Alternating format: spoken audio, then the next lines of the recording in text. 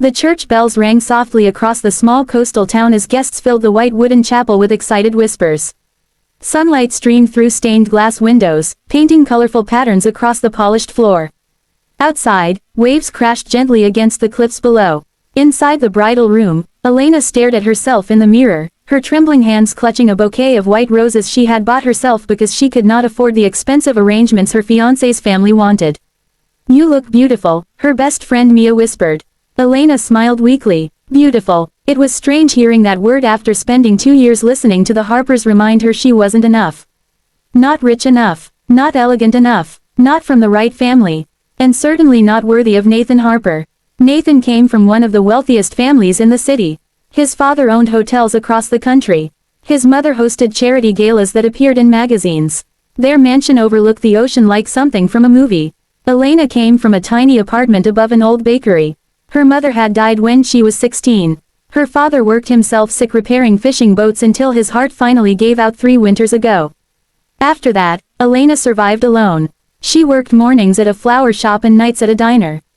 She wore second-hand dresses and counted coins before buying groceries. Yet somehow Nathan had fallen in love with her. Or at least she thought he had. At first he was kind, charming, protective. He brought her coffee at work, held her hand in public, promised her she would never struggle again. "I don't care about money," he used to tell her. "I only care about you." She believed him, until his family entered the picture. His mother, Victoria Harper, never even tried hiding her disgust. "She's sweet," she once said during dinner, smiling with cold eyes, "but sweetness doesn't prepare someone for our world." Nathan never defended Elena strongly enough. He would squeeze her hand beneath the table and whisper later, "Just ignore her. Ignore her." As if humiliation were a small inconvenience. As months passed, Nathan changed. He began correcting the way Elena spoke. The clothes she wore. The wine she ordered. At parties, he introduced her less enthusiastically. At home, he spent more time on business calls than talking to her. But every time Elena considered leaving, he would pull her close and say, "After the wedding everything will settle down." So she stayed, because love makes people hopeful long after hope should end. The organ music began downstairs.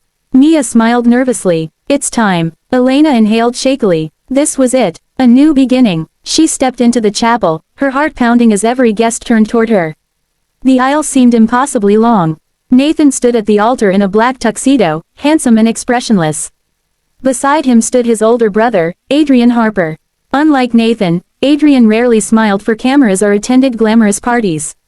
While Nathan loved attention, Adrian avoided it. He managed the family's business quietly and spent most of his time working overseas.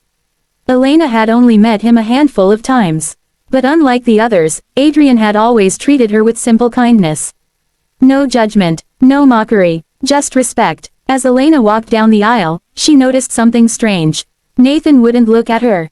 His jaw was tight, his eyes distant, a cold knot formed in her stomach. When she finally reached the altar, the priest smiled warmly. "We are gathered here today." "Nathan," Victoria Harper's voice suddenly interrupted from the front pew. The chapel fell silent. Nathan slowly turned toward the guests. Then, to Elena's horror, he stepped away from her. "I can't do this," he said flatly. The words struck like ice water. A confused murmur spread through the chapel. Elena blinked. "What?" Nathan exhaled impatiently, almost annoyed she made him repeat himself. "I said I can't marry you." The bouquet slipped slightly in her hands. "Nathan, this was a mistake from the beginning." Her face drained of color. The priest awkwardly stepped back. Guests stared openly now. Victoria Harper lowered her eyes dramatically as though embarrassed by Elena's existence. Nathan rubbed his forehead. "You're a good person, Elena, but let's be honest. We come from completely different worlds." A painful ringing filled her ears. "What are you saying?" "I'm saying love isn't enough." The words sliced straight through her chest. "You knew who I was," Elena whispered.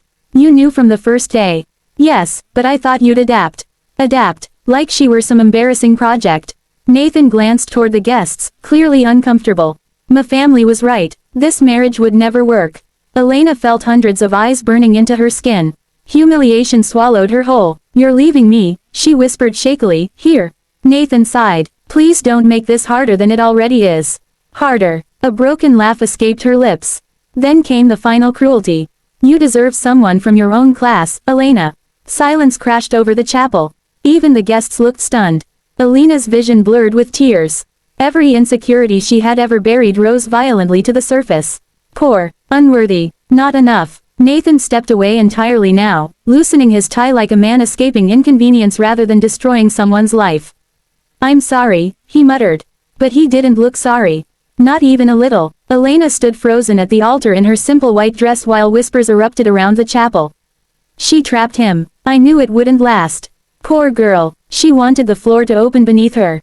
Wanted to disappear. Then suddenly, a chair moved. Heavy footsteps echoed across the silent church. Adrian Harper walked forward, tall, calm, unreadable. Nathan frowned. "Adrian, don't." But Adrian ignored him completely. Instead, he stopped in front of Elena. For a second she thought he pitied her. And somehow that felt worse. Then, to everyone's shock, Adrian slowly dropped to one knee. Gasps filled the chapel. Elena stared at him in confusion. "What are you doing?" Adrian looked up at her steadily. "Giving a cruel woman the wedding she deserves." Nathan snapped, "Have you lost your mind?" Victoria stood abruptly. "Adrian," but he never looked away from Elena. "You should not leave this church believing his rejection defines your worth." Elena's tears spilled faster now. "This isn't charity," she whispered painfully. Adrian's voice softened. "I know." The chapel had become utterly still. Even the priest looked stunned. Adrian reached into his pocket and removed a small velvet box. Nathan laughed harshly. "You can't be serious." But Adrian opened the box anyway. Inside rested a beautiful antique ring. "My grandmother gave this to me years ago," Adrian said quietly. "She told me to give it only to a woman with a kind heart." Elena shook her head in disbelief. "This doesn't make sense." "Maybe not yet." His eyes held hers steadily. "But I know one thing with certainty." He glanced briefly toward his brother. "One day Nathan will regret what he did here." Nathan scoffed. "Please," Adrian continued calmly. "And one day you will realize this moment did not ruin your life." Elena's chest tightened painfully. "Why are you doing this?" A long silence passed. Then Adrian answered honestly. "Because every time this family tried to make you feel small, you still remained kind." Her breath caught. No one had ever defended her like that before. No one. Adrian stood. Slowly. "I'm not asking for an answer today," he said gently. "I'm asking you not to leave here ashamed." Tears rolled down Elena's cheeks as guests watched in stunned silence. Nathan looked furious now. "This is pathetic," he snapped. "You barely know her." Adrian finally turned toward him. "And yet I know her better than you ever did." The words hit Nathan like a slap. Victoria stepped forward angrily. "Enough of this humiliation." Adrian's expression hardened instantly. "No, Mother. The humiliation began when your son abandoned a good woman at the altar because she wasn't wealthy enough." Nobody moved. Nobody spoke. For the first time in years, someone had finally said the truth out loud. Elena felt her knees weakening. Mia rushed beside her, supporting her arm. "Come on," Mia whispered softly. "Let's go." But before Elena turned away, she looked back at Adrian. And for the first time that terrible day, she didn't feel completely alone. The story exploded across town within hours. People gossiped in cafes, posted videos online, argued over what happened inside the chapel. Some mocked Elena, others praised Adrian. Nathan disappeared into damage control, pretending the wedding cancellation was mutual. But everyone knew the truth. Elena spent the next week hiding inside her apartment, unable to face the world. The wedding dress remained crumpled across a chair. Every memory hurt. She ignored calls, stopped eating properly, cried until sunrise. Then one rainy evening, someone knocked on her door. She assumed it was Mia. But when she opened it, Adrian stood there holding 2 paper bags of groceries. Elena blinked in shock. "What are you doing here? You haven't answered anyone for days. How did you find me?" "You told my assistant your address once after the engagement party." I remembered. Of course he did. Adrian noticed details quietly. Unlike Nathan, who barely listened unless conversations benefited him, Elena hesitated before stepping aside silently. Her tiny apartment suddenly felt painfully embarrassing. Peeling wallpaper, old furniture, leaky ceiling, but Adrian never looked uncomfortable. He simply placed groceries on the counter. "You needed food." Emotion tightened her throat unexpectedly. "You didn't have to do that." "I know." That answer nearly broke her. Because kindness without obligation feels different. Rare. Real. Elena crossed her arms tightly. "People think your proposal was some dramatic stunt." Adrian met her gaze calmly. "Do you?" She looked away. "I don't know what to think anymore." Rain tapped softly against the windows. Finally Adrian spoke. When I was 19, my father told me something. He leaned lightly against the counter.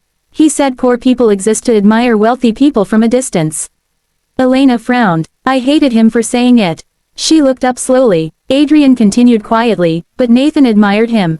Wanted to become him. The truth settled heavily between them. He became exactly like him, Elena whispered. Yes. Adrian studied her gently. But you didn't. Her eyes burned again. No matter how hard life had been, she had tried to stay good. Tried to stay soft, even when the world rewarded cruelty more often than kindness. Adrian reached into his coat pocket and handed her an envelope. Inside was a check. Elena instantly stiffened. No, it isn't pity. I said no, it's repayment. She frowned. For what? For every event where my family insulted you while you stood there smiling to keep peace. Elena stared at him speechlessly. Then, unexpectedly, she laughed. A small broken laugh through tears. You really are different from them. Adrian smiled faintly. So I've been told. For the first time since the wedding disaster, warmth touched her chest again. Small, fragile, but real. Weeks turned into months, and somehow, Adrian became part of Elena's life naturally. No games, no pretending, no manipulation. He helped fix her leaking ceiling himself one weekend despite owning companies worth millions. He brought soup when she got sick. Listened when she spoke. Actually listened. And slowly, Elena began healing. One evening they walked along the shoreline near sunset, cold wind tangling her hair. Elena. She turned toward him. Adrian looked strangely nervous. A rare sight. I owe you an apology. For what? For proposing to you publicly without considering how overwhelming it might feel. She stared at him, then smiled softly. You saved me that day. No, Adrian said gently. You saved yourself by surviving it. Her chest tightened. He stepped closer carefully. I meant what I said at the church. Elena's heartbeat quickened. I know. I love you. The words were quiet, certain, without performance. Nothing like Nathan's polished speeches. Adrian's love felt steady, safe, earned. Elena whispered shakily, I'm afraid. I know that too. What if one day you wake up and realize I don't belong in your world? Adrian touched her hand carefully. Then I'll leave that world behind. Tears filled her eyes instantly. Nobody had ever chosen her before. Not completely, but Adrian did, every single day. 1 year later, Elena stood inside another chapel. Smaller this time, warmer. No reporters, no wealthy socialites, only people who genuinely loved them. Mia cried openly in the front row. The ocean breeze drifted through open windows carrying the scent of salt and roses. Adrian stood waiting at the altar. And this time, his eyes never left hers. Not once. As Elena walked toward him, she remembered the girl abandoned in humiliation a year earlier. That broken girl believed being poor made her unworthy of love. But she had been wrong. Terribly wrong. Because the right person does not measure your value by money, status, or family name. The right person sees your heart. And protects it carefully. When Elena finally reached the altar, Adrian smiled softly through emotional eyes. You're shaking, he whispered. So are you. He laughed quietly. The priest began the ceremony. And this time, when the vows were spoken, neither of them let go.